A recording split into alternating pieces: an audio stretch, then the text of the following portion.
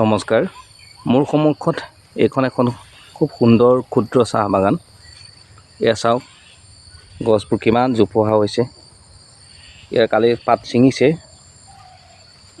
ইয়াৰ সৰু সৰু ধুনীয়া পাত ওলাইছে, নতুন এটিকলি দুটি পাত। এখন আছে কোনো ডাঙৰ চাহ বাগান নহয়, এখন ক্ষুদ্ৰ চাহ বাগান। লখিমপুৰ জিলাৰ ফুলবাৰী অঞ্চলৰ কমলপুৰ গাঁৱত থকা এখন খুব সুন্দৰ চাহ বাগান। এইখন আচলতে মোৰ ভিনদেউ আৰু বাইদেউৰ হয় ক্ষুদ্ৰ চাহ বাগান এখন। এয়া যিমান দূৰলৈকে পাৰি মই কেমেৰা জুম কৰি দেখাইছোঁ। এটা পাৰ্টহে দেখাইছোঁ মই, আৰু সিটো পাৰ্টলৈ মই যাম। খুব সুন্দৰ এখন চাহ বাগান চাওকচোন। আৰু তাৰ মাজে মাজে মধুৰিআম গছ, অন্য ডাঙৰ গছ, চাহ গছবিলাক আছে, অন্যান্য গছবিলাক আছে। এইখন চাহ বাগানৰ পৰা ভিনদেউৱে প্ৰতি সপ্তাহত প্ৰায় 1 কুইণ্টেল পৰা 1.5 কুইণ্টেলমান চাহপাত ছিঙিব পাৰে।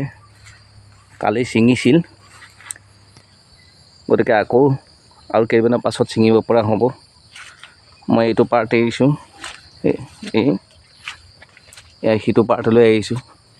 তাৰ মাজে মাজে কিছুমান নেমু গছ আছে, নেমু ধুনীয়া হৈছে, ডাঙৰ গছ হৈছে। এয়া তাৰ মাজে মাজে তামোল গছ আছে, অন্য খেতিও আছে। এয়া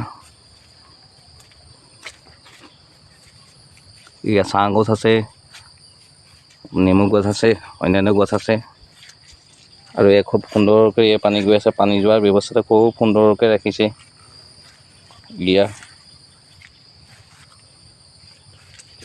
এটা পাৰ্ট হৈছে, মই আৰু এটা পাৰ্টলৈ আহিছোঁ। এইজোপা লেটেকু গছ,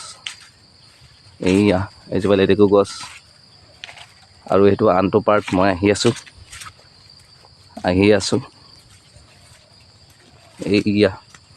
ইয়ালৈকে আছে। আচলতে এইটো কথাই ক'ব বিচাৰিছোঁ যে আমি চাহ বাগানৰ ক্ষুদ্ৰ চাহ খেতিৰ জৰিয়তেও স্বাৱলম্বী হ'ব পাৰোঁ। ইয়াৰ জৰিয়তে ভিনদেউ যিহেতু অৱসৰপ্ৰাপ্ত চাকৰিয়াল, তথাপিও এই চাহ বাগানখনৰ ওপৰতে ভিত্তি কৰি ভিনদেউ এতিয়া খুব সুন্দৰকৈ চলি আছে। আপোনালোকেও এনেধৰণে কৰিব পাৰে। মোৰো এখন আছে সৰু ক্ষুদ্ৰ চাহ বাগান। গতিকে আমি অসমীয়াগিৰি কৰি পেলাই এনেদৰেও আমি স্বাৱলম্বী হ'ব পাৰোঁ। যিহেতু এতিয়া চাহপাতৰ দাম 40 টকা।